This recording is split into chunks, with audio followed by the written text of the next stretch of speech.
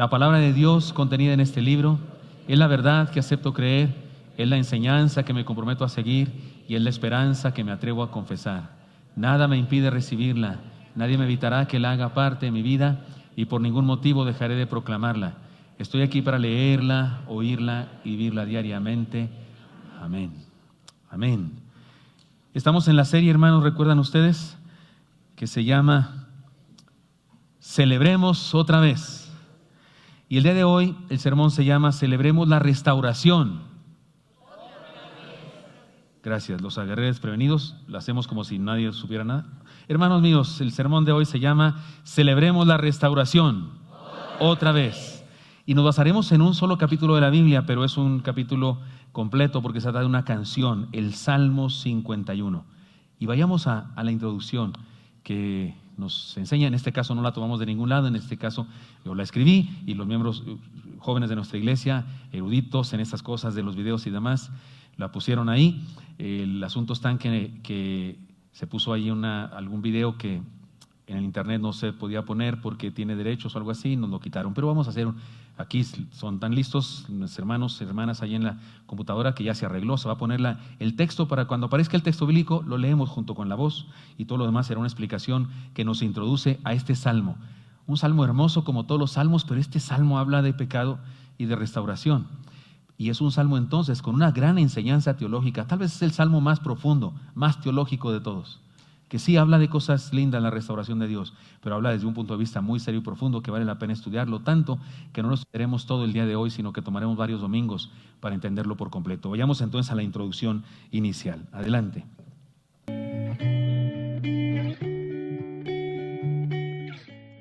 El Salmo 51 es el testimonio de una de las más profundas e intensas oraciones que jamás un ser humano ha realizado.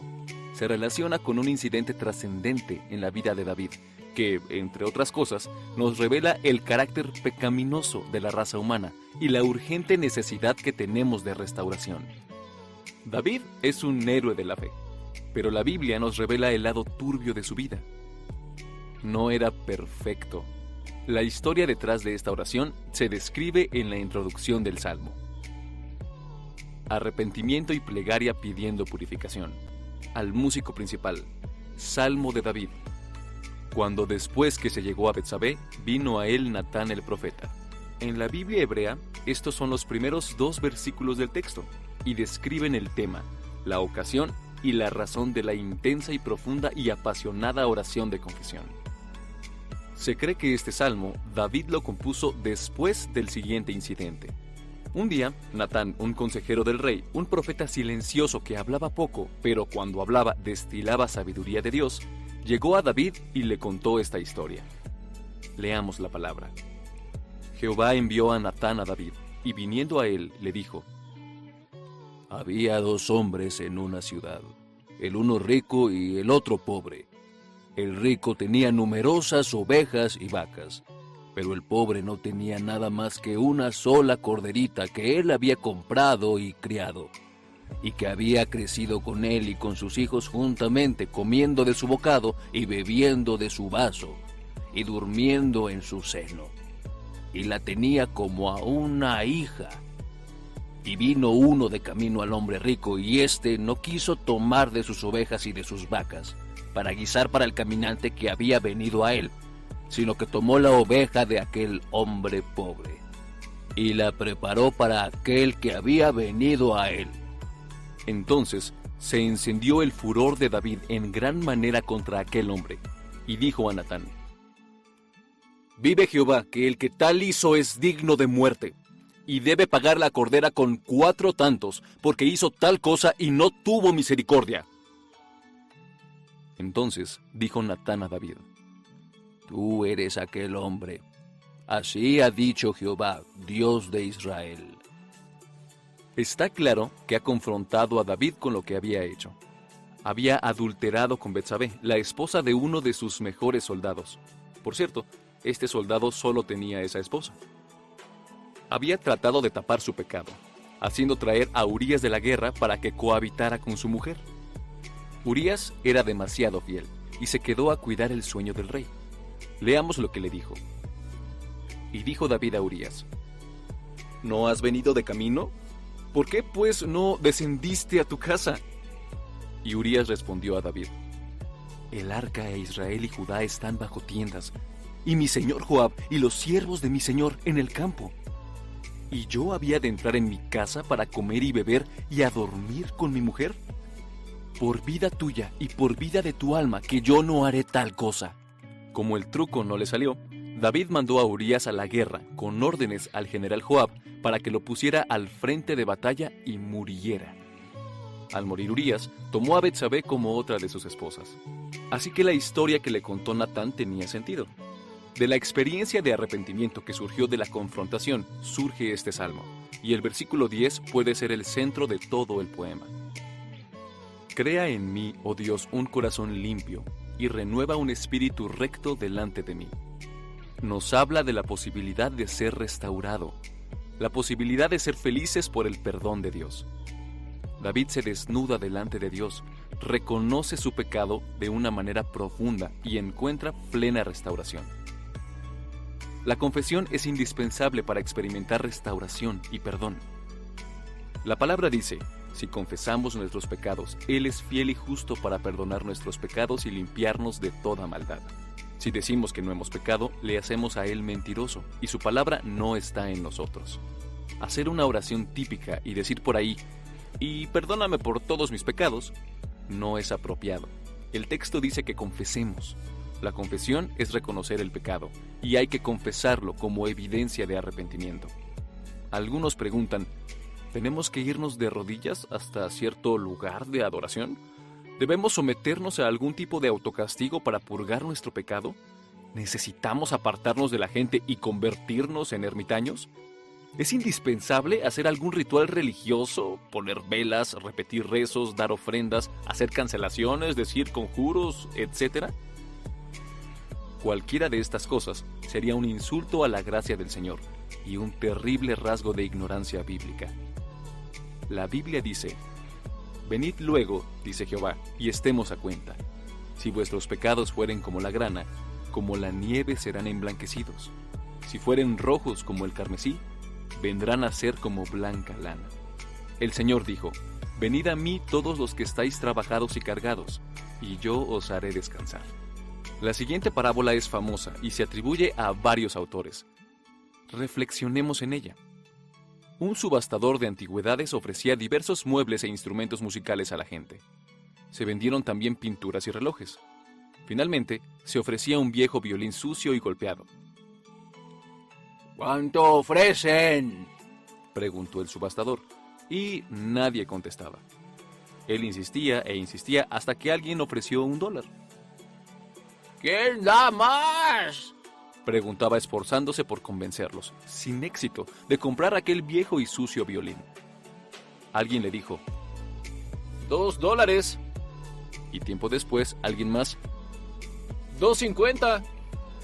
De pronto, un anciano se acercó al subastador y tomó de su mano el viejo violín. Lo limpió con su pañuelo, ajustó las cuerdas y, tomando el arco, comenzó a tocar una hermosa melodía que cautivó a la audiencia. Durante varios minutos, la gente disfrutaba de un hermoso concierto de un solo instrumento, aquel viejo violín valorado en $2.50.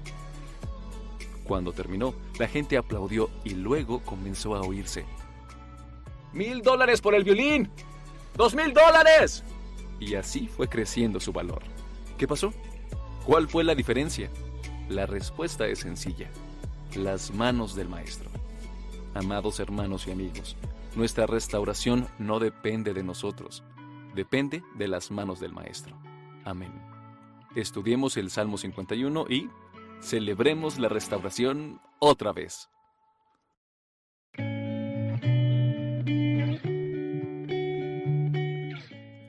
El Salmo 51 es el testimonio de una de las más profundas e intensas. Si quieren no predico. No. Eso estaba, no sé cómo se dice, adornado con imágenes y películas, pero eso no lo podemos poner ahora. Estudiemos Salmo 51 y celebremos la restauración otra vez. Hermanos, existen diferentes posturas respecto Mi iPad tiene vida propia o algo así, disculpen ustedes, voy a batallar, que no sé qué le pasa desde hace rato, está medio rejega. Está en diferentes posturas respecto al origen o autoría de este salmo. Si usted dice, pastor, todo el mundo sabe que es de David, bueno, evidentemente tiene que ver con la vida de David, pero la verdad es que no estamos seguros de eso. Los eruditos reconocen que no estamos seguros de eso. ¿Sabe una cosa? Nuestros salmos, si puede ver, está en su Biblia, tienen algunas cosas que no son la palabra de Dios, necesariamente son ediciones de la editorial Holman o la editorial Casa Usa de Publicaciones o algo que le puso ahí, que ponen salmos de imprecación o salmos de alabanza o cosas así. Hay acotaciones, pero hay unas acotaciones que sí son del texto bíblico. Antes de los versículos hay acotaciones. Todos los salmos tienen algo, dice Salmo de David, o dice Salmo de Asaf, o dice Salmo de David cuando Saúl lo perseguía y Dios lo bendijo y lo hizo escapar. Dice alguna acotación. Y la acotación de este salmo es muy interesante, como se dijo en la introducción. En la Biblia hebrea, eso que voy a leer ahorita son los versículos 1 y 2 en la Biblia hebrea. En la Biblia hebrea, el versículo que nosotros llamamos 1 del salmo, en la Biblia hebrea es el versículo 3. Porque ellos le ponen como texto del salmo mismo esta parte que dice arrepentimiento y plegaria pidiendo purificación al músico principal, salmo de David, cuando después que se llegó a Betsabé, vino Natán el profeta. Es decir, cuando los salmos existían, eran canciones que andaban por ahí y a alguien se le ocurrió recopilarlos todos y hacer un himnario, el salmeario, hacer un himnario. Y se hizo este libro de cantos. Tiene grupos, no lo hizo completo, tiene varias secciones, el libro de los salmos. Y el que hizo ese trabajo, se tomó también el trabajo de ponerle a cada salmo una descripción para que los nuevos cantantes de otras generaciones, porque algunos salmos se pusieron al salmiario siglos después de que habían sido compuestos. Y entonces el que hizo ese trabajo, tal vez un grupo de personas, le pusieron a cada salmo algo y a ese salmo le pusieron estas cosas. Y la razón por la que decimos que es un salmo de David, aunque algunas personas piensan que no es así. Por ejemplo, están los que dicen que David escribió ese salmo para manifestar su arrepentimiento a Dios, así seco, directo. Vino Natán, lo exhortó, él se arrepintió y después de eso, en algún momento dado, compuso este salmo. Hay quienes dicen que alguien más escribió este salmo pensando en David, poniéndolo como ejemplo. Incluso hay quienes piensan que cuando se editó el salmiario, al ponerle a cada salmo la introducción, los editores escogieron la vida de David para ilustrar este hermoso salmo y que no necesariamente se compuso ni para él ni por él. No sabemos. ¿Y por qué estoy diciéndole yo este chisme? Tan sencillo que sería dejarlos a ustedes así con la idea de que lo compuso David. No, es que tiene una enseñanza eso. Eso mismo tiene una enseñanza. Creo que la próxima vez que alguien me pregunte, oiga, ¿es cierto que el Salmo 51 habla de la vida de David? Le voy a decir, no es cierto. No, ¿de qué habla? Le voy a decir, de mi vida. Habla de mi vida. El Salmo 51 habla de mí, Gilberto Gutiérrez. Y usted puede decir de usted. ¿Sí me explico la idea? O sea, no estamos seguros cómo fue. La verdad es que alguien que dice una cosa va a ser muy dogmático y está diciendo pues, lo que no puede probar. Pero ¿qué tal que ustedes y yo lo decidimos? ¿De qué habla el Salmo 51? De mí. Por esa razón, no nos enfoquemos tanto en David. La verdad es que no hace falta tomar una posición. No nos enfocamos tanto en David. Cuando predico un texto, leo muchos sermones, leo muchos comentarios y en ocasiones, ahora que estamos con el internet, en ocasiones escucho sermones de alguien predicando este mismo salmo. Y me gusta eso, me recrea eso a mí, me llena de enseñanza y demás. Y respecto al Salmo 51, escuché cada cosa. Incluso escuché a alguien que se agarró con el Salmo 51. Yo dije, ¿a qué hora lee el Salmo 51? No, se la pasó hablando del chisme de David con Betsabé. Parecía sermón pornográfico. Porque no hablaba otra cosa que del adulterio. Solo de eso habla. Y que la vio desde la ventana. Y que ella estaba bañando. Todo eso. Yo dije, ¿para qué me dice todo ese chisme? Si el Salmo ni siquiera dice eso. El Salmo habla de pecado, sí, en términos generales. Entonces llegué a la conclusión, ya sé de quién habla este Salmo. Ya sé de quién habla de mí. Y usted puede decir de usted también, y de esa manera lo aplicamos en nuestra vida. Por eso vayamos a las enseñanzas, entonces, que tiene para nosotros. Destaca este salmo, destaca la pecaminosidad humana, pero destaca por sobremanera, por sobre eso incluso, la gracia de Dios. Por eso hay aquí las enseñanzas. Primera de ellas, celebremos nuestra restauración, otra vez, por el carácter de Dios. Nuestra restauración se basa en quién es Dios, se basa en las manos del Maestro, como la introducción del principio. Ten piedad de mí, oh Dios, dice David, ten piedad de mí, oh Dios, conforme a tu misericordia, conforme a la multitud de tus piedades, borra mis rebeliones, lávame más y más de mi maldad y límpiame de mi pecado. He aquí una profunda y maravillosa verdad teológica, por eso digo que este es el salmo más profundo, más teológico de todos.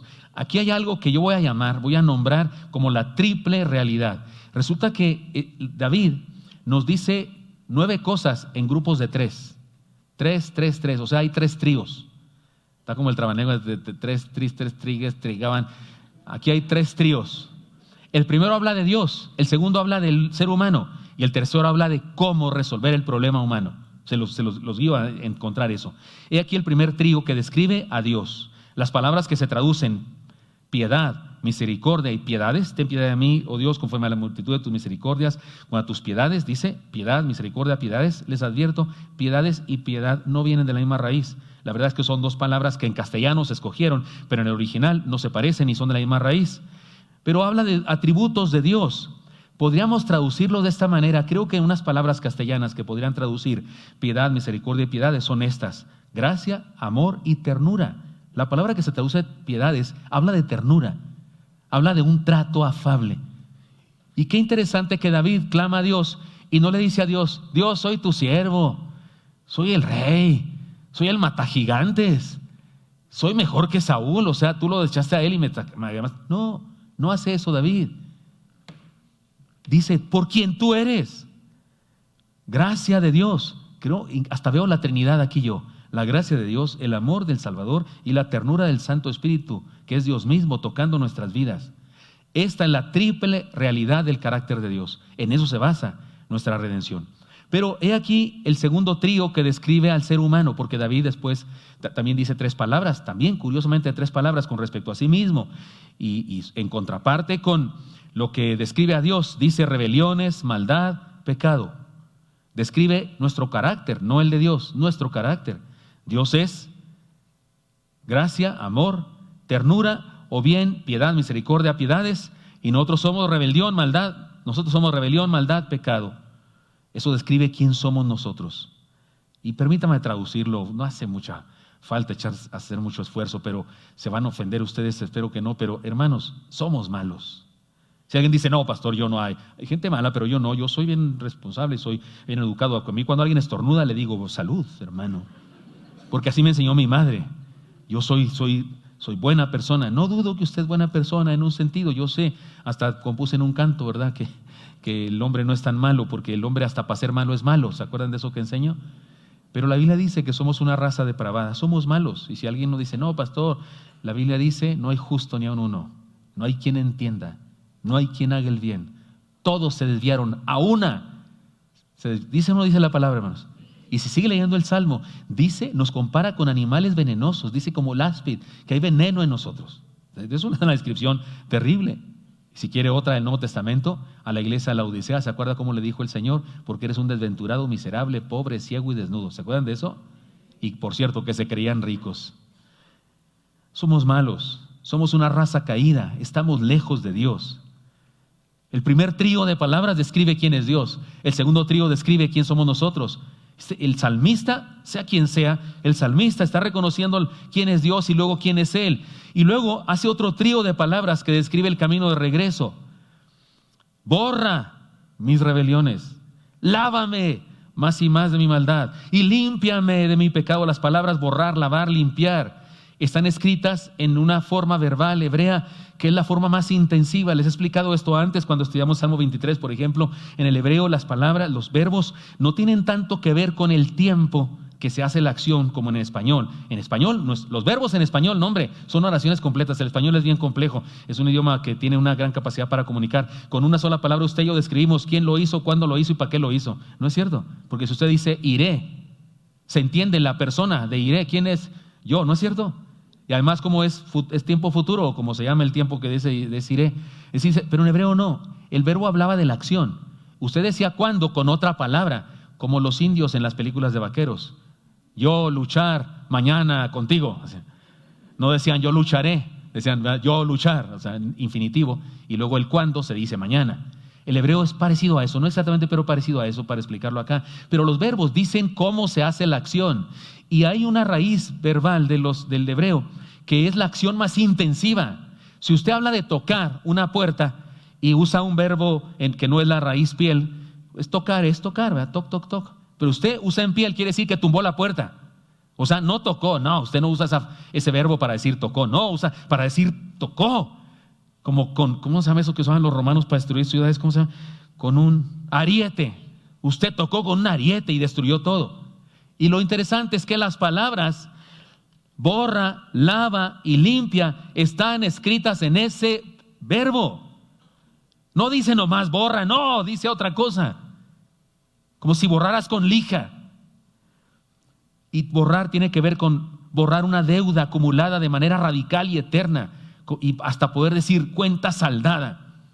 Lavar es un verbo que habla de lavar por fricción. ¿Se entiende? Por fricción. O sea, no fue en la lavadora de zaspas, ni en el lavabo de cemento o de porcelana o de lámina galvanizada. ¿En qué cree que usted que lavaba la gente de aquella época? En piedra. Y luego se golpea. Nunca he visto a una persona así en un rancho lavando. Después de que la talla y luego la golpea, el pobre suéter va a quedar todo horrible, ¿no?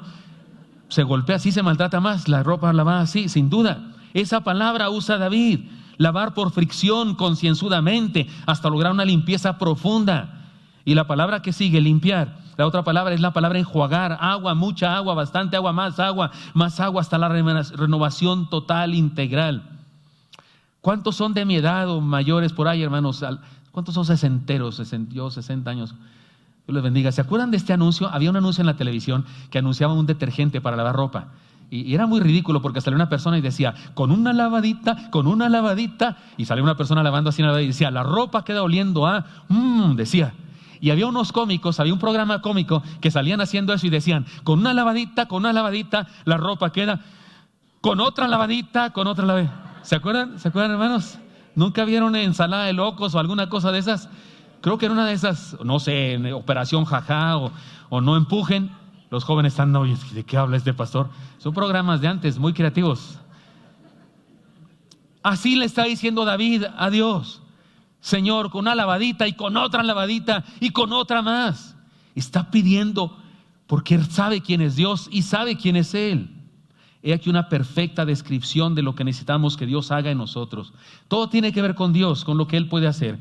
El salmista se acerca a Dios porque sabe que Dios, quién es Dios, y pide ser tratado de acuerdo a sus atributos, a los atributos de Él. No pide, trátame como merezco. No pide eso. También reconoce quién es Él como humano y pide ser limpiado por completo. Al ratito abordaremos especialmente ese asunto de concentrarnos ahora en nosotros y reconocer quién somos. Qué diferente oración esta oración a la del fariseo, de la parábola que contó el Señor. El fariseo fanfarrón. ¿Recuerdan ustedes? Jesús contó una parábola de un fariseo y un publicano. Fariseo es el más religioso, fariseo quiere decir apartado, es sinónimo de santo, apartado, santo, se llamaban santos ellos, se llaman los apartados, los más espirituales, los que no son del montón, los que somos los meros papas fritas, las divina garza envueltas en papel celofán con mollo dorado. Y publicano es un pecador por excelencia. Uno decía publicano como insulto, los que eran malos. Y mire cómo dice la parábola del Señor. El fariseo puesto en pie oraba consigo mismo de esta manera: Dios, te doy gracias porque no soy como los otros hombres, ladrones, injustos, adúlteros, ni aun como este publicano. Yo ayuno 2 veces a la semana, doy diezmos de todo lo que gano, voy al auditorio del Anglo todos los domingos a las 12. Y yo adoro, levanto las manos cuando cantan y dicen los jóvenes que le aplaudamos. Yo aplaudo y hasta le hago así bailando en las que son muy movidos. No dices nada de eso, ¿verdad? Eso lo aumenté yo, perdón ustedes. En cambio, la oración de este salmista sí se parece a la del publicano. Mas el publicano, estando lejos, no quería ni aún alzar los ojos al cielo, sino que se golpeaba el pecho diciendo: Dios, sé propicio a mí, pecador. Me emociona esa palabra porque la entiendo bien. Sé propicio a mí. Señor, yo no puedo subir a donde estás, ¿puedes bajar? Señor, no puedo llegar a tu altura. Necesitas, Señor, solidarizarte conmigo y hacerte a mi estatura, Señor. Pues eres tan grande y tan santo que no puedo verte. No, tu santidad no me permite estar, muero. Señor, puedes ser propicio a mí, puedes hacerte cercano a mí. Me encanta esa oración.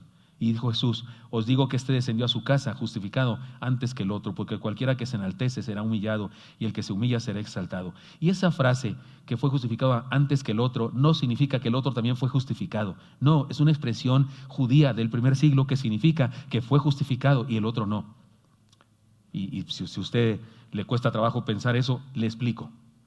Son modismos del lenguaje, como cuando usted y yo decimos: lo invito a su casa. ¿Supieron de aquel hombre, un alemán que venía a trabajar en una empresa acá mexicana? Y entonces le dijo el jefe, oiga, mañana tenemos una fiesta de bienvenida para usted, vamos a darle la bienvenida, va a ser en su casa. Entonces, por favor, no falte, traiga a su esposa. Y el hombre llega a su casa y le dice, vieja, pues estos mexicanos son bien conchudos porque van a venir a nuestra casa. Hay que preparar unas salchichas alemanas y no sé qué, se gastó un dineral porque venía toda la oficina y a la hora de la hora no llegó nadie. Hasta que le habla el jefe, oiga, su Menestrujan bajan, así se apellidaba. Oiga, su Menestrujan bajan, ¿por qué no viene? Digo, ¿por qué no va a ser acá? No, es en su casa, o sea, mi casa. ¿Se capta la idea? O sea, usted y yo decimos su casa cuando es la casa del otro. Igual, se usaban modismos y cosas. Aquí lo que dice es que este fue justificado y el otro no.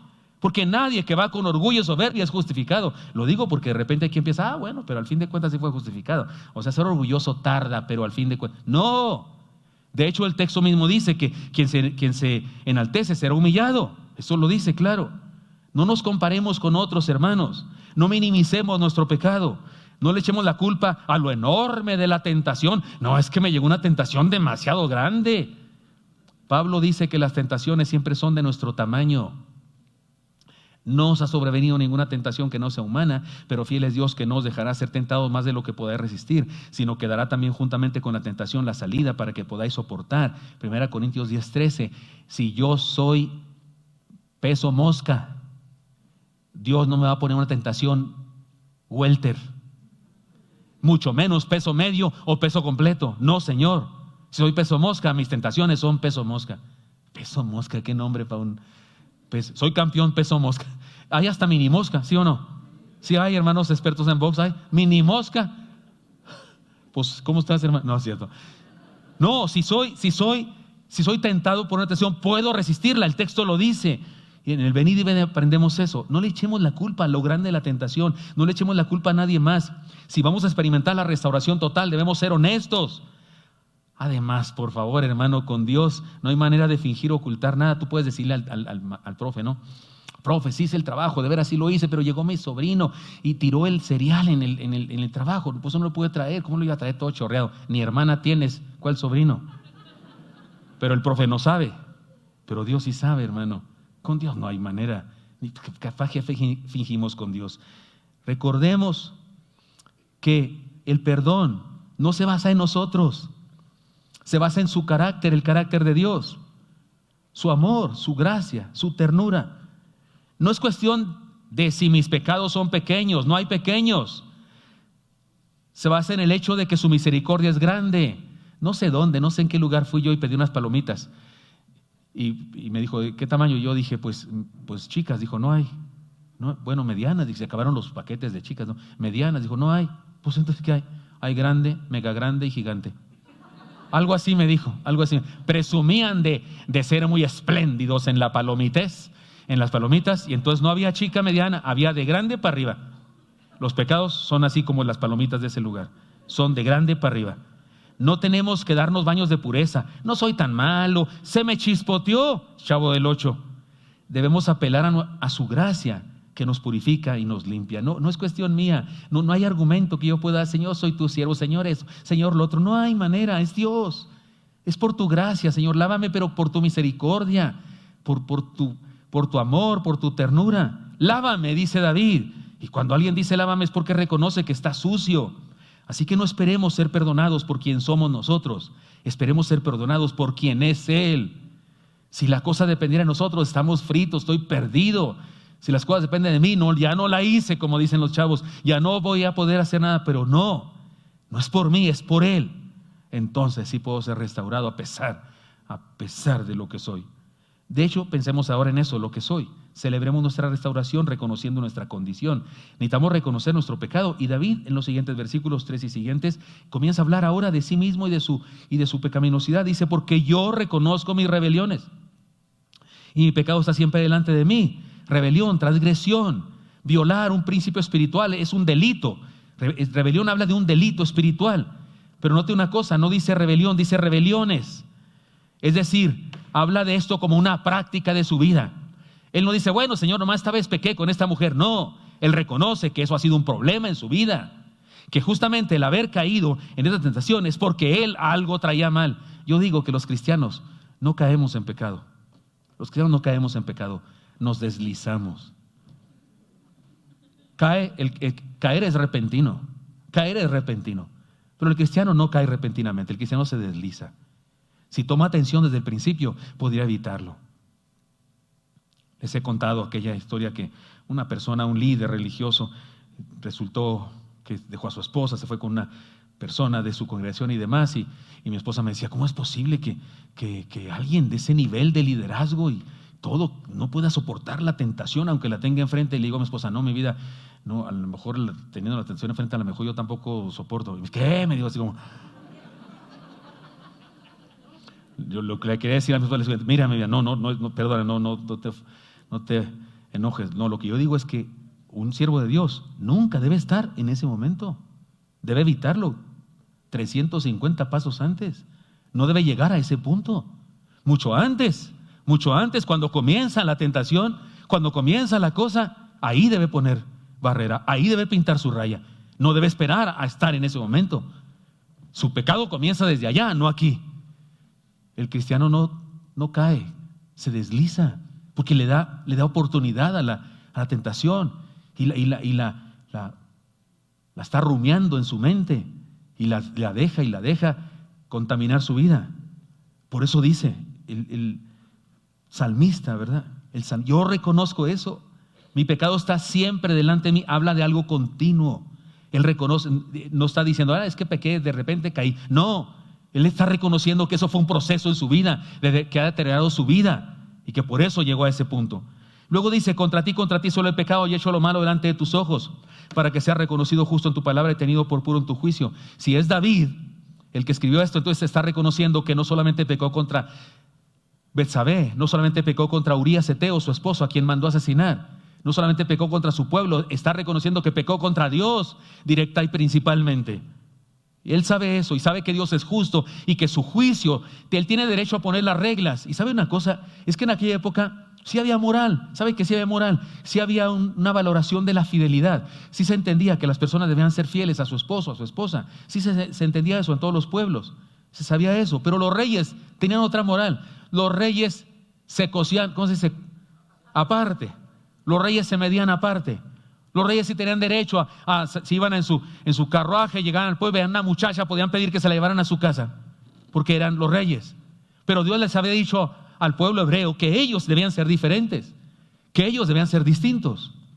Y David sabía eso. Es que David entiende perfectamente que su fechoría, su pecado es directa y principalmente con Dios.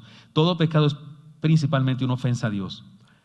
Sigue diciendo David, he aquí en maldad he sido formado y en pecado me concibió mi madre. Y no está diciendo que para que una persona sea concebida tiene que haber un pecado y que las relaciones sexuales son pecados siempre. No es lo que dice este pasaje. Lo que dice David es que reconoce que esa es su naturaleza, reconoce que su padre era pecador, que su madre era pecadora y que todos sus antepasados son pecadores desde Adán y que por tanto él es pecador. Lo reconoce. Este es un conocimiento teológico muy serio, muy profundo. Yo he explicado eso varias veces. Hermanos, usted y yo no somos pecadores porque pequemos. No, pecamos porque somos pecadores. Usted no es lo mismo, pastor. No es lo mismo. Mire, no es que el que yo peque me hace pecador. No, es que soy pecador y eso me hace pecar. O sea, ser pecador es mi esencia. Nací pecador. Cuando recién nací, yo bien bonito, casi 5 kilos ahí, gordito. El muñeco me decían. Sí es cierto, ¿no? Sí me decían así. Ahí estaba yo. ¿Han visto, cómo se llama ese que anuncian las llantas así llenos de... Michelin? Así era yo de gordo. En serio, de veras, estaba bien gordo. Me decían Gregorio, por acá de Goyo, no es cierto. Y resulta que ahí yo, sin haber cometido una fechoría jamás, recién nacido, me bautizaron a los, 2 meses creo, me echaron agua en la mollera, esas cosas, un sacerdote. Ahí yo soy pecador. Es más, cuando nací en la maternidad La Luz, se llamaba el sanatorio, todavía existe en Chihuahua. Maternidad La Luz. Cuando yo recién nací, la enfermera pudo haber dicho, pecadorcito, porque pudo haber dicho pecadorcita, ¿verdad? Pero no, fui pecadorcito. Pudo haber dicho, ¿qué fue? Pecador. Ah, bueno. Yo les lo he dicho, si usted ve a una persona embarazada, le puede decir, ¿y cómo va su pecadorcito en proyecto? No es lindo, pero teológicamente hablando, está bien dicho. Ese niño que está ahí es un pecador.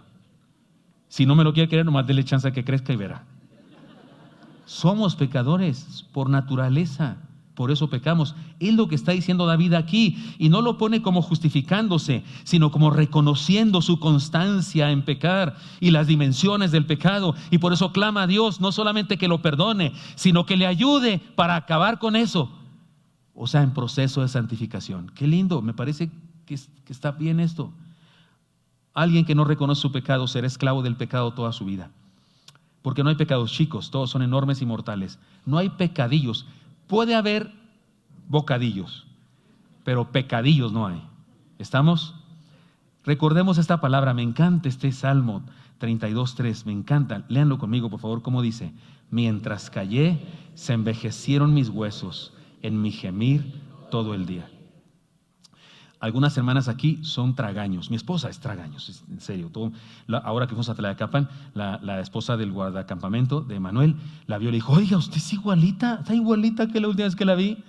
Ya le dije que platicamos aquí las muchachas. Mira, la esposa del pastor es idéntica que siempre, no le pasa nada. Sí, está mi esposa así, ¿verdad? Bien joven. Todos creen que soy mucho más grande que ella, pero no, son unos meses nada más. ¿Por qué se ríen? Sí, son 64 meses, creo. Oiga, aquí dice, mientras callé, se envejecieron. No es correcto cuando una persona tiene una enfermedad, no sé qué, algún pecado tendrás. No es correcto eso. Es creer en el karma y creer en maldiciones y no sé qué. No, pero el texto sí dice que no confesar envejece. Sí dice. La próxima vez que te pregunten a usted, hermana, que es tragaños, hermana, ¿qué hace? Se mantiene. Dígale, es que yo me confieso todos los días con el Señor. Oh, gancho al hígado de una vez. Porque no confesar envejece. Aquí dice o no dice, hermanos. Ahí andan algunos haciéndose operaciones y mascarillas de pepino. Algunos se ponen una madre de vinagre en la cara. Creo que sí se ponen esas cosas, ¿verdad? Sí, para algo sirve, no sé qué, para las heridas o no sé qué, poniéndose mayonesa y no sé qué tanto. No llega el esposo todo fervoroso, queriendo darle un beso a la esposa y dice, ¿qué hago? ¿La beso o me la como? Porque pues huele a mayonesa McCormick, ¿verdad? Mientras callé, envejecieron mis huesos. Ahí está la clave, hermano, para mantenerse saludable. Confesemos. Ahora, reconocer el pecado no es cosa sencilla, pero sus beneficios son extraordinarios. Demos un camino por esta idea. ¿Qué significa confesarnos? Significa que reconocemos el derecho de Dios de establecer su orden moral. Él decide qué es bueno, qué es malo. El pecado original comienza ahí, cuando Adán y Eva deciden establecer el bien y el mal por su propia cuenta. Vivimos un tiempo hoy donde las corrientes filosóficas del momento tratan de a toda costa negar el pecado, justificarlo con modernidad, con conocimiento científico, con democracia y con filosofía barata. El día de hoy resulta que se pretende desaparecer el pecado. ¿Saben ustedes una cosa? En la ONU hay muchas secretarías. Hay una particular que tiene que ver con los problemas sociales. Es la que tiene en sus manos la agenda del LGTBQ+, y también tiene a su vez en sus manos el asunto de las religiones del mundo. Y recientemente puede verlo usted, es público, todo lo que se hace en la ONU es público y usted puede entrar y ver ese informe. Y el informe que se dio recientemente, hace unos días, dice en los gobiernos que tienen que hacer algo con las iglesias, que tienen que hacer algo con las religiones y que se deben establecer normas para que las religiones den enseñanzas y mensaje LGTBQ+ friendly. ¿Se entiende eso? Si usted va a una cafetería donde puede llevar mascotas, se llama que es pet friendly, ¿no es cierto? O sea, que es amigable con las mascotas, que usted puede llevar las mascotas. Pues ahora dicen que las religiones debemos predicar un mensaje ideología friendly. ¿Sí me expliqué? O sea, no contradecir las ideologías. Alguien me preguntó que qué opinaba yo, de hecho, ese asunto de que unos funcionarios norteamericanos, unos soldados, acaban de decir que si hay ovnis, que ellos vieron platillos voladores. ¿Han visto eso? Alguien me preguntó que qué opinaba yo al respecto. Y voy a investigar el asunto, pero la única cosa que se me ocurrió ayer, rápidamente en mi mente, fue la siguiente. Tal vez como hacen algunas veces los gobiernos, inventan alguna cosa para que ignoremos otra más seria que está pasando. Porque el asunto de ese informe que se acaba de dar a la ONU, de esta persona, en donde dice incluso que los gobiernos están obligados a dar sanciones, dice incluso la palabra amenazas, dice que debe amenazarse a las religiones y que debe sancionarse cuando se enseña o se predica mensajes en contra de la ideología de género. Y yo digo, a lo mejor esto otro es una nube para que no pongamos atención. No sé, pero como así se las gastan estos individuos. Mire lo que dice la palabra. Hay de los que dicen hay de los que a lo malo llaman bueno y a lo bueno malo, que hacen de la luz tinieblas y de las tinieblas luz, que ponen lo amargo por dulce y lo dulce por amargo. Hay de los sabios en sus propios ojos y de los que son prudentes delante de sí mismos. Hay de los que son valientes para beber vino y hombres fuertes para mezclar bebida. Los que justifican al impío mediante cohecho y al justo quitan su derecho. Por tanto, como la lengua del fuego consume el rastrojo y la llama devora la paja, así será su raíz como podredumbre y su flor se desvanecerá como polvo, porque desecharon la ley de Jehová de los ejércitos y abominaron la palabra del Santo de Israel. Isaías 5, 20 al 24. Ahora resulta que matar niños antes de que nazcan es un derecho y no un crimen. Es nuestro derecho. Ahora resulta que es un derecho matar niños. Ahora resulta que destruir el plan de Dios para el hombre y para la mujer, torciendo la sexualidad, es una preferencia y no un pecado destructivo, como dice la palabra. Ahora resulta que enseñar la palabra, procurar y ayudar a las personas a encontrar el buen camino es intolerancia y somos perseguidos por ello. Sí que estamos chuecos, Lo sé que es muy probable que dentro de poco alguien que diga esto que estoy diciendo va a terminar en la cárcel. Sé perfectamente eso. Por eso lo estoy diciendo ahorita. Pero les prometo, delante del Señor que me escucha, que no importa si está prohibido, seguiré diciendo esto. Si quieren llevarme algo al bote, glucernas, sería bueno glucernas. Soy diabético y debo tomar cosas saludables y la glucerna es una especie de Ensure, pero para diabéticos me debo tomar uno diario por lo menos, ahí les encargo. Y uno para el otro hermano, el diácono que va a estar en la otra crujía, yo en la 14 y él en la 23 tal vez. Y durante los tiempos de que estemos fuera de la casa, de la crujía, vamos a armar un San Quintín, un culto evangélico tremendo. Y vamos a seguir predicando la misma cosa, pase lo que pase. Señor, no es que quiera eso, pero digo, en caso de ser necesario. Por eso resulta tan especial reconocer los pecados, porque se trata de un asunto que puede ir en contra de lo que dice la mayoría. Y eso en ocasiones es peligroso. Hermanos míos, pero fue peligroso para otros, que no sea peligroso para nosotros también. Significa también, reconocer el pecado significa reconocer nuestra naturaleza. El reconocimiento del pecado no es solo reconocimiento de una acción, sino el reconocimiento de lo que somos. Porque no hacemos pecados, somos pecadores. Por eso le pedimos a Dios que perdone nuestros pecados, pero que también transforme nuestra vida para que ya no seamos pecadores, o por lo menos no tanto. Que nos perfeccione, porque una cosa son los pecados y otra cosa es nuestra naturaleza. Es como queremos acabar con el alcoholismo. ¿Qué hacemos? ¿Vamos y destruimos toda la cerveza y todo el alcohol que hay en las vinaterías? No sirve de nada. Acabar con el alcoholismo es ir a las personas en problema y trabajar con ellos y sus corazones. Porque si ellos vencen eso y si sanan del alcoholismo, no importa que haya alcohol en las calles, ellos están libres, porque el asunto está en su corazón, no en las cosas. Así es esta relación, digamos, los pecados y el pecado en nuestra vida. También significa aceptar que hay un camino del bien que debemos seguir.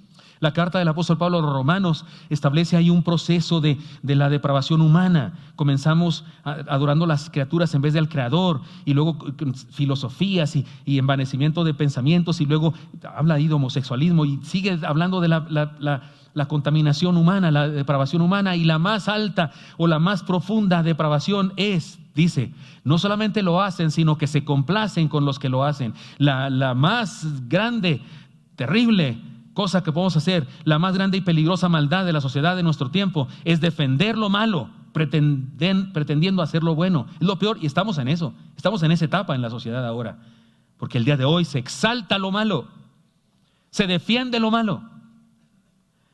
O sea que más grave que el aborto es defenderlo, más grave que el homosexualismo es ser parte de una campaña mundial para defender ese estilo de vida, más grave que el ateísmo es ser parte de una agenda mundial para negar la veracidad de la palabra de Dios.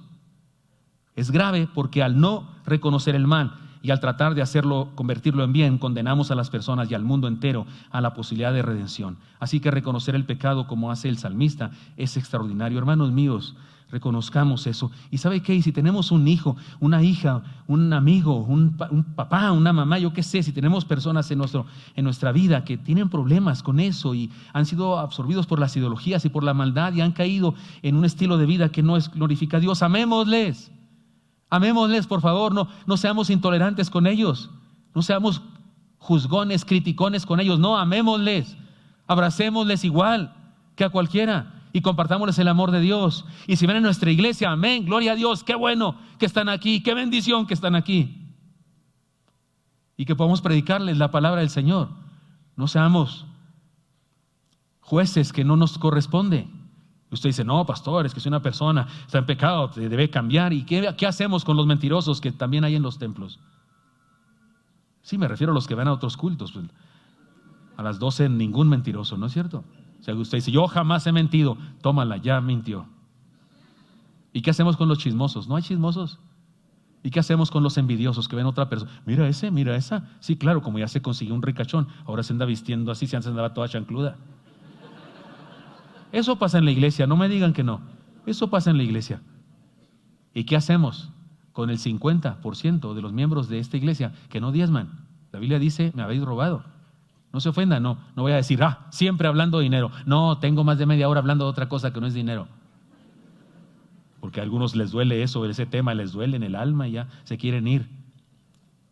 ¿Qué hacemos con esos? La Biblia dice, me habéis robado, se llaman rateros esos. Claro, no, son los de otro culto, este culto todos fieles. ¿Qué hacemos con esos? Es que no me diga, es que por favor no me diga que una persona que tiene un problema de identidad y que está viviendo de una manera que no glorifica a Dios, no me diga por favor que le critiquemos, que le condenemos, que le tratemos mal, no me diga eso, porque debemos amar a todo ser humano y darnos oportunidades para la restauración a todos nosotros. Pero una cosa sí no debemos hacer jamás. Sea quien sea esa persona, aceptar que esté bien. Nunca hagamos eso, porque le condenamos a no salir nunca jamás de eso, a no arrepentirse y a pedir a Dios la restauración. Reconocer nuestro pecado es una bendición, nos salva. Como aquel hombre que tenía colesterol alto, triglicéridos altos, era un hombre de más de 2 metros, jugador de fútbol americano. El doctor le decía, usted sigue comiendo mucha carne, sigue comiendo muchas papas, sigue comiendo mucha grasa, y uno de estos días le va a dar un ataque cardíaco, pero no hacía caso. Pero un día se enfermó de diabetes, y como conocía la historia de su familia, que habían muchos de ellos muertos de diabetes, entendió eso, se puso las pilas y comenzó a alimentarse de mejor manera, y escribió un libro que se llama La diabetes salvó mi vida. ¿Cómo está eso? Sí, porque entendió, al verse ante esa realidad entendió y decidió poner un remedio. Hermanos, reconocernos pecadores es buena cosa. Reconocer que somos pecadores y confesar a Dios nuestro pecado es el primer paso para la restauración. Y además, celebremos nuestra restauración anhelándola. Ya dijimos, celebramos nuestra restauración en el carácter de Dios. Celebremos nuestra restauración reconociendo nuestra condición. Y ahora, celebremos nuestra restauración anhelándola. Debemos anhelarla. Si no la anhelamos, no sirve, no vamos a ser restaurados. Necesitamos anhelar nuestra restauración. He aquí, tú amas la verdad en lo íntimo y en lo secreto me has hecho comprender sabiduría. Me encanta eso que dice David, hermanos míos. Qué bendición que Dios trata nuestro pecado en intimidad de nuestro ser. No es su propósito avergonzarnos delante de todos, sino transformarnos en nuestra relación privada con Él. Si esta mañana yo le pedí perdón a Dios por algunos pecados, Él no me dijo, bueno, te perdono si llegas a Oreb y delante de todos los confiesas. En la torre. No nos dice eso, en lo íntimo, en lo privado, hablando con Él a solas. Respeta el secreto de confesión. Él y nos perdona, qué bendición. Depende de mí si quiero compartirlo o no con otros, pero Él respeta eso. Luego dice, purifícame con hisopo y seré limpio, y lávame y seré más blanco que la nieve. Hisopo, un cotonetote, un pedazo con unas telas o raíces de árbol esponjosas que se le ponía medicinas y aceites que daban tranquilidad, frescura o calor dependiendo, y se pasaba por la piel de las personas que estaban enfermos, por los leprosos por ejemplo. Dice David, así hazle conmigo, Señor, en mi alma, purifícame con hisopo, con esas cosas desinfectantes, y seré limpio, y lávame y seré más blanco que la nieve. Y ya entendemos la blancura de la nieve, habla de pureza. Es lo que necesita el pecador cuando se arrepiente, no solo perdón, sino transformación de su vida. Hazme oír gozo y alegría y se recrearán los huesos que has abatido. Ciertamente el perdón transforma la vida de luto a fiesta. Esconde tu rostro de mis pecados y borra todas mis maldades. O sea, Señor, no te ocupes de mis pecados, no pongas atención, no te enfoques ni te agarres de mis pecados solamente, porque he clamado a tu gracia. Y luego dice, borra todas mis maldades, y es una declaración de derecho penal. el acta de mis pecados, la lista de mis pecados que dice que ahí que estoy condenado por ellos, bórrala, Señor, o destrúyela. Eso hizo Jesús en la cruz del Calvario. Se trata de peticiones oportunas, urgentes, necesarias de un pecador a Dios. El salmista reconoce que el pecado es un elemento reconoce intelectualmente su pecado, pero también tiene un elemento emocional, lo aborrece. Un anhelo por ser perdonado y regresar a la comunión con Dios necesitamos para ser restaurados. Hay un deseo, se trata de un deseo por estar de nuevo en la intimidad con Dios, anhelar la experiencia de limpieza. Me temo que de repente ni anhelamos eso. Hay gente que ni anhela, hay gente que ni tiene apetito ni ganas de venir al culto, por ejemplo. Qué bueno que usted está aquí. Dios le bendiga, no se sienta ofendido, por favor. Usted está aquí. Pero hay quienes no sienten ganas de venir. Vienen por otras razones. Alguien los forzó, no sienten ganas de venir. No hay anhelo por estar en comunión en la palabra del Señor. Necesitas, hermano, necesitas orar a Dios. Necesitas consagrarte, necesitas arrepentirte de algo y que Dios ponga apetito en tu vida. ¿No es cierto, hermanos médicos, que la falta de apetito es señal de estar enfermo? ¿Cierto o no es cierto? De hecho, es una bendición el hambre. Cuando yo oro, doy gracias a Dios por el hambre, porque comer sin hambre es horrible. ¿Alguna vez ha estado enfermo usted y no tiene hambre y le hacen comer y cómaselo porque está debilitando, pero usted no quiere porque no tiene hambre? Porque no tener hambre es enfermedad. No tener hambre de Dios, no tener hambre de orar, no tener hambre de leer la Biblia, no tener hambre de ir al culto, es enfermedad. Anhelemos. De eso habla David aquí, de un anhelo. Estando en pecado, David estaba atormentado, o el salmista, porque existe una directa y proporcional relación entre el pecado y la infelicidad. Estar en pecado sin confesarlo nos lleva a la infelicidad. Pecamos y caminamos hacia la infelicidad. Experimentamos el perdón y tenemos la posibilidad de experimentar felicidad. David también anhela la gracia del perdón total. Dice, borra todas mis maldades. Le pide a Dios, no te fijes en ellas, no te acuerdes de ellas nunca más. Cuando tenemos una mancha en la camisa o algún defecto por ahí, aunque los demás no lo noten, nos sentimos incómodos.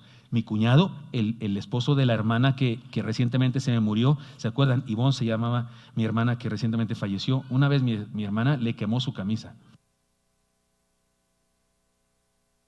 Era la única camisa blanca que tenía para irse al trabajo, trabajaba en un banco, era abogado, y mi hermana en la parte de atrás le quemó la camisa, pero le quemó del verbo hasta traspasó, o sea, se hizo un agujero. Le hizo un zurcido no invisible, porque hay zurcido invisible, pero este era zurcido visible. Y mi cuñado se la puso la camisa porque pues traía saco, porque hacía un poco de fresco en Chihuahua, pero en la oficina había aire acondicionado. Todos tenían calor y hasta le decía el jefe, quítese el saco. Así que no, sí tengo frío, soy friolento. No se quitaba el saco. Nadie lo veía, nadie veía su agujerote y su plancha pintada. Casi mi hermana debió ponerle, la Ivonne was here, ¿verdad? Debía ponerle, Ivonne was here. Pero mi cuñado no se lo quitaba y se sentía incómodo. Sí, cuando hay pecado y no lo hemos confesado, nos sentimos incómodos, nos sentimos mal, nos sentimos sucios. No les digo que esta trabaja sola. Nos sentimos sucios. Y entonces por eso purifícame y por eso lávame y borra mis rebeliones. De eso habla aquí, hermanos míos. El pecado nos hace sentir sucios y nos hace incómoda la vida. La restauración total de nuestra vida incluye de parte nuestra un anhelo profundo por el perdón. Anhelemos, por favor. Y si alguien aquí no anhela, pues hable con Dios, haga algo, hable con Dios, arrepiéntase. Aún sin anhelarlo, póngase de rodillas y clame a Dios y pídale a Dios, Señor, no anhelo esto, así es que anhelo anhelar. ¿Sí me expliqué? ¿Se capta la idea? Anhelo anhelar estar contigo. O sea, un paso atrás todavía de lo que debe hacer. Es importante. Hermanos míos, entonces, celebremos nuestra restauración por el carácter de Dios. Celebremos nuestra restauración reconociendo nuestra condición. Y celebremos nuestra restauración anhelándolo con todo el corazón. Tengo un desafío entonces a celebrar nuestra restauración otra vez. 3 cosas. Las leen conmigo, por favor, estas 3 cosas que hemos aprendido. Número 1, celebremos nuestra restauración por el carácter de Dios. Celebremos nuestra restauración reconociendo nuestra condición. Celebremos nuestra restauración anhelándola. y celebremos la restauración otra vez. Termino contándoles una historia que algunos de ustedes saben porque la conté hace algunos años o no sé, pero ahí va otra vez para todos nosotros. ¿Se acuerdan de aquellos dos niños, Martita y Juanito, que fueron a visitar a su abuelita? Su abuelita y su abuelito vivían en un rancho. ¿Qué nieto no quiere ir a visitar a su abuelito, y más si vienen en un rancho entre vacas, gallinas, patos y esas cosas? Y cuando llegaron los abuelitos, que eran muy educados, le dijeron a sus niños: miren, qué bueno que vinieron a vernos, pero aquí en el rancho se trabaja, entonces van a tener labores diferentes. Tú vas a ayudar a lavar los trastes un día, en la comida, tú en la cena, y así repartieron todo, y darle de comer a los animales, y repartieron los trabajos. Y resulta que andaban felices ahí, pero un día, ¿cómo se llama el niño? Juanito, fue de cacería con su resortera. No le atinaba nada, era bastante maleta porque era de ciudad, no le daba nada. Le tiraba una lagartija y no le daba nada, ni a una piedra ni a nada. Pero regresando todo frustrado porque no cazó nada, vio el pato de la abuela. Hay que decir que la abuela quería amaba ese pato. Es más, los niños hasta dudaban de que los quisiera más a ellos que el pato, porque pensaban que lo quería más al pato. Y entonces vio al pato de la abuela y dijo: total, no le pegó a nada. Y le tiró y le dio en la mera cabeza y lo mató. Matólo. Dijo: nunca le doy a nada, ya a este sí le doy. Se puso todo nervioso, dijo: no es posible. Fue y dijo: ¿cómo le hago? Hizo un agujero y enterró el pato. Se sentía muy feliz cuando recién ya había enterrado al pato. Dijo: qué bueno, nadie se dio cuenta. Y volteó hacia la casa, así haga de cuenta ahí, y la hermanita Martita desde la ventana lo veía, con cara así de hermana que sabe algo que en los demás. ¿Sí saben cómo ver? Cara de Jorge Falcón. En la cena de ese día, la abuelita dijo: bueno, toca lavar los trastes, y como dice el reglamento, Martita me va a ayudar a lavar los trastes. Y Martita dice: no, abuelita, Luis quiere hacerlo por mí, me dijo que no quiere que yo me maltrate las manos. Y Luis dice: ¿qué? ¿Yo qué? Se le acerca y le dice: acuérdate del pato. Dice Luis, ¿se llama? Juanito. Juanito dice: sí, yo lavo los trastes, abuelita, no te preocupes. Y lavó los trastes. Al otro día en el desayuno, después de despertar el desayuno, el abuelo dice: hay que darle de comer a los puercos, entonces hay que cargar el bote. Y por favor, creo que ahora sí le toca a Martita, ¿verdad? Y Martita dice: no, le toca a Juanito, porque él le gusta mucho hacer eso, me dijo que quería ver los puercos. ¿Verdad, Juanito? Se le acerca: acuérdate del pato. Dice: sí, yo le doy de comer a los puercos. Le dio de comer a los puercos, a las vacas, lavó el establo de los caballos, fue al mandado a traer las tortillas. Hizo de todo durante 3 días, era el esclavo de su hermana. Hasta que un día no soportaba más y fue con la abuela, cuando la abuelita estaba en la noche tejiendo cosas como tejen las abuelitas. Se le acercó, se arrodilló ante sus pies y le dijo: abuelita, perdóname, te quiero decir algo que tú no sabes, yo maté a tu pato. La abuelita dejó de tejer, lo abrazó, lo besó y dijo: ya lo sabía, te vi desde la cocina, yo ya lo sabía, pero te quiero a ti más que a mi pato. Solamente estaba esperando hasta cuándo ibas a seguir siendo esclavo de tu hermana por causa de no confesarme tu pecado. No te preocupes, te perdono. Gracias por decírmelo, por confesarlo. Lo abrazó y todos felices. Hermanos míos, Dios sabe más que una abuelita. Dios no necesita ninguna hermana chismosa que vaya y le diga nada. Él sabe todo. Cuando tú y yo vamos a decirle: no, hombre, Él ya fue y vino. Sí, se dice eso, ¿verdad? Cuando tú vas, yo ya vengo. Cuando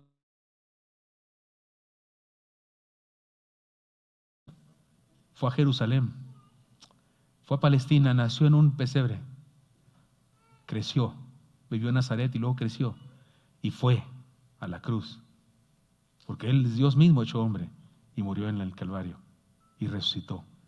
Él ya fue y vino, ya sabe todo, solo espera que nosotros vayamos y le confesemos. Mientras callé, se envejecieron mis huesos. Mientras callé, mi hermana me hizo esclavo. La Biblia dice que el que peca, esclavo es del pecado. Confesemos, hermanos, vayamos a Dios por su carácter, por quien Él es, a pesar de lo que somos nosotros, pero anhelemos eso por amor de Dios. Si no lo anhelamos, no pasa nada.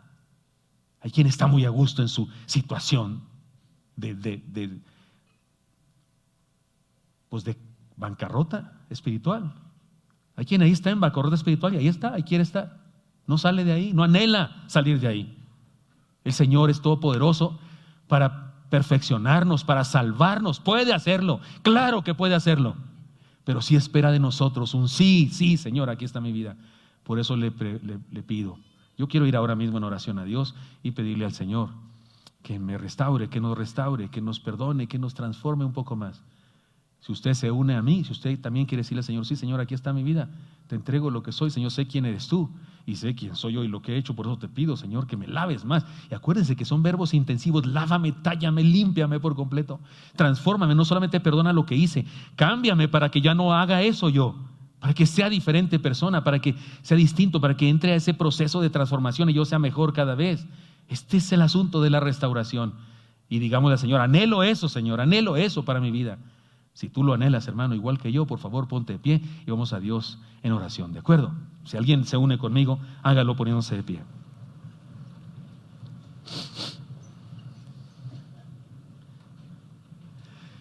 Voy a hacer una oración general y luego voy a guardar silencio unos segundos para que en ese silencio tú le digas a Dios lo que quieras, que no hace falta que yo escuche, y yo le diré a Dios lo que yo quiero decirle, que no hace falta que tú escuches.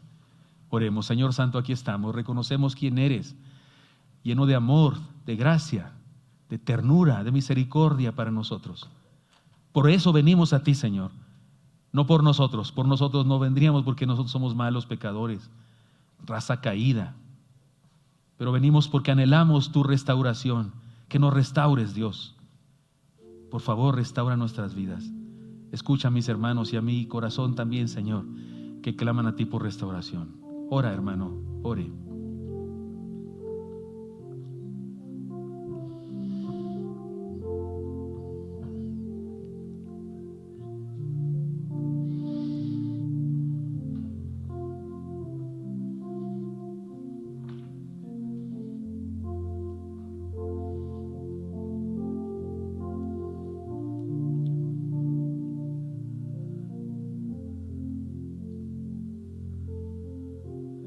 Señor, esto y más, mucho más, tenemos que confesarte.